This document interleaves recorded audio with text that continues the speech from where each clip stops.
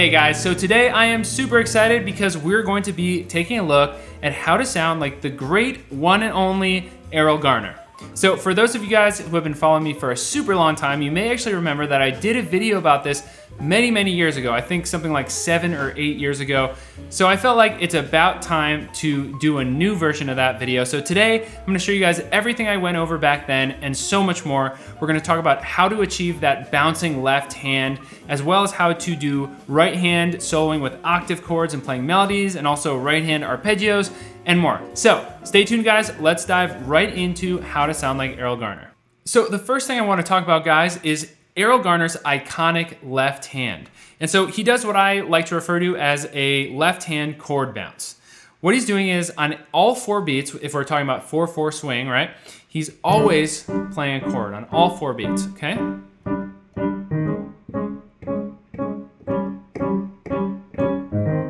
So step 1 guys is gonna be to pull up a metronome and set it to a good healthy tempo. I want you guys to pick a song that you're already familiar with. In this case, I'm doing the same chord changes as Misty, which is a song that Erroll Garner, of course, has a very famous recording of.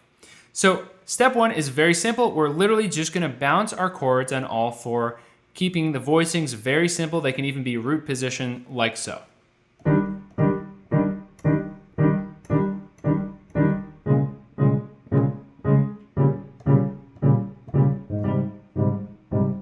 Right, we're just gonna get used to this.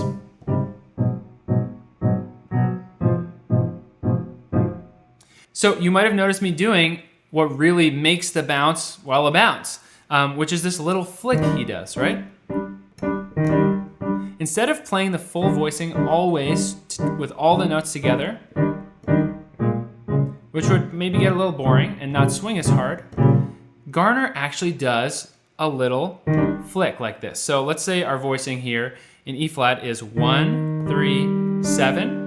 Rather than just playing the whole voicing, I'm gonna play my pinky and then bounce up to the other 2 notes. And you can really emphasize that bass note, right? So start with 1 chord now with your metronome and just practice this until it's very comfortable. I'm doing it on the and of 4. 2, 3, 4, and 1, 2, 3, 4, and 1, 2, 3, and, right? And then we can add it in with more syncopation. Now, of course, we want to switch chords. So you don't always have to do a small 7th chord in closed voicing. You could also do more of a open voicing because we're bouncing here. So I'm gonna do for B flat minor, I'm gonna do B flat, and then I'm gonna do flat 7 and flat 3, like that. And then we'll do a little enclosed dominant voicing for E flat 7, right? So I'm not gonna walk you through the chords to the whole song. You guys can figure that out on your own, but I just wanted to show you guys how you can start to develop this left hand bounce. So our first 3 chords are, again, E flat major. Then we go to B flat minor 7, and then E flat 7. Then we'll land on A flat major, right? So the next part of this is going to be actually adding in your right hand so you can improvise, of course, while doing the bounce in your left hand. But I would recommend starting simple with a melody or just a very simple improvisation, maybe even a scale if the improv is a bit too much for you. So we could do something like this.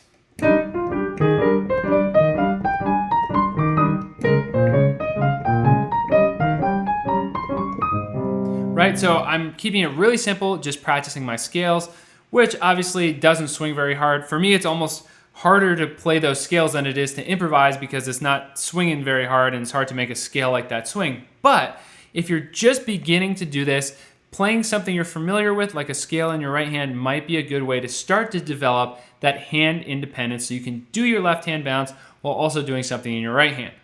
After that, I want you to start trying to improvise, even if it's just simple melodies at first.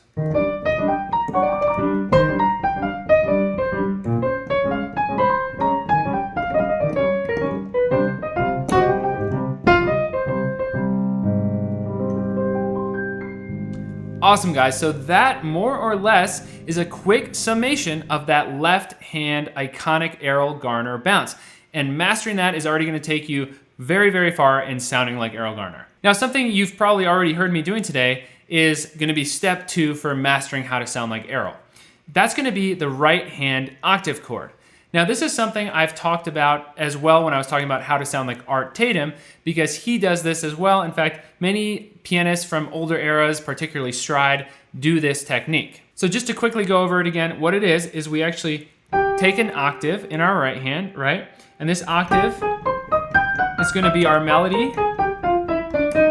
So we're playing melodies in octaves.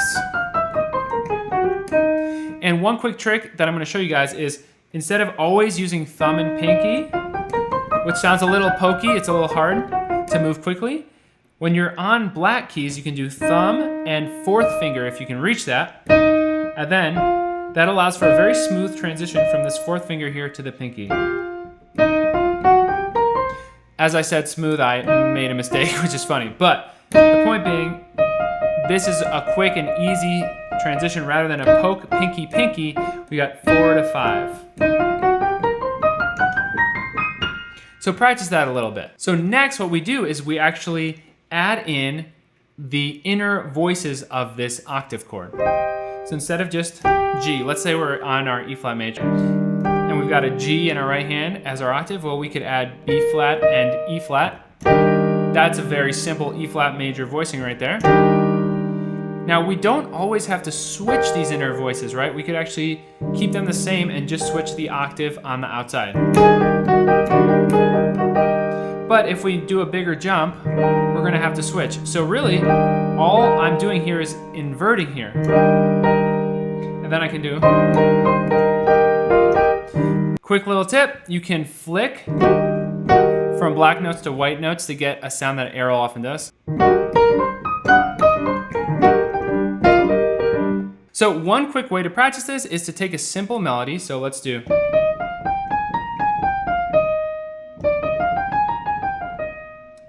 So let's just practice keeping the notes in between our octaves diatonic. Whoop, I didn't like that one. Let's try again. That's better. Cool, that worked for me. So the point being, take this slow, work on keeping those notes diatonic to the chord you're on, and you'll start to develop the skill to really hear how this stuff works. Now, really quick guys, if you do want to dive deeper into this stuff, you should definitely check out 20 killer stride exercises in my store, jazzpianoconcepts.com/store. It's got some great exercises that will help you with these right hand octave chords, as well as improvisation with stride going in your left hand. It's really going to help you build up that hand independence. And on top of that, guys, I really, really appreciate you taking the time to check out my store, because every sale goes straight into me having time to keep making these tutorials for you guys every week. So thanks so much, guys, and let's jump right back into this video about Erroll Garner. All right, guys, so step 3, or really skill number 3 I want to talk about here, is actually going to be more of a rhythmic skill. So once you've really got that left hand bounce feeling very solid, you can improvise over it and do your octave chords.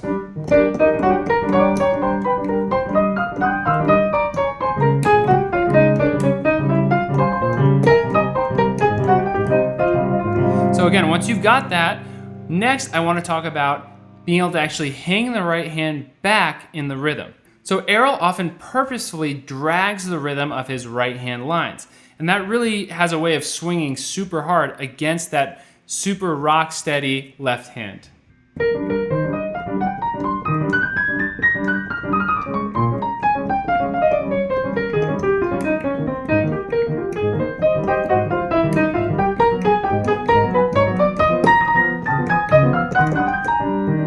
So again, I would definitely recommend practicing that with a metronome. It's going to be much easier to feel where you are rhythmically against it. But I think that's a big part of his style and his playing, is being able to keep that left hand steady and hang back rhythmically with that right hand.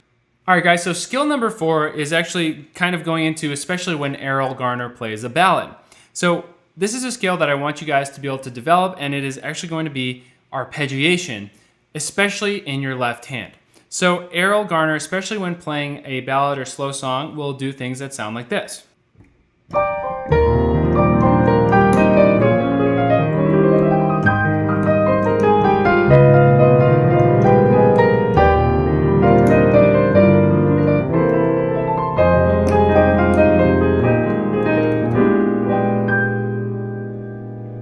So a fun way of practicing this is to take basic left hand voicings and actually practice arpeggiating those. So for E flat, let's take this voicing.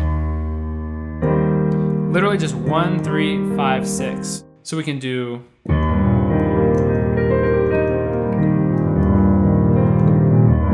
And try moving up and down, see if you can get that working well. It's actually a bit tricky. All right, so I like this fingering better. I'm probably gonna do 2, 1, jump up like that. That's much better. Find a good fingering for it. And then move on to your next chord. So let's do B flat minor 7.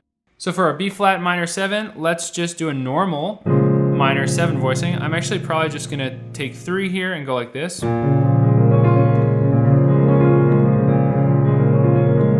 That works pretty well. And then we can switch to the E flat 7.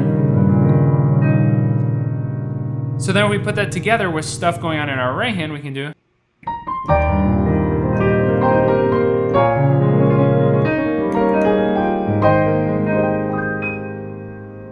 So obviously that's something that you can work on song by song, and what you will find is that over time you actually get much better at it, and you actually have arpeggios available to you more automatically in your left hand. So the more of these you practice, the more you'll have available right when you need them.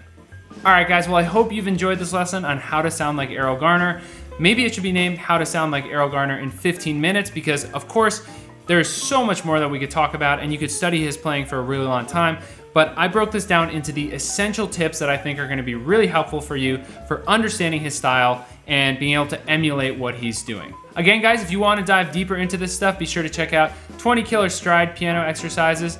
That is available at jazzpianoconcepts.com/store with a whole array of other awesome products that are designed to help you very quickly improve your jazz and neo-soul piano chops. If you enjoyed the video, please be sure to give it a thumbs up. And if you're new to the channel, please consider clicking subscribe and clicking the little bell to turn on notifications so you don't miss any more lessons just like this one. All right, guys, thanks so much, and I will see you next week.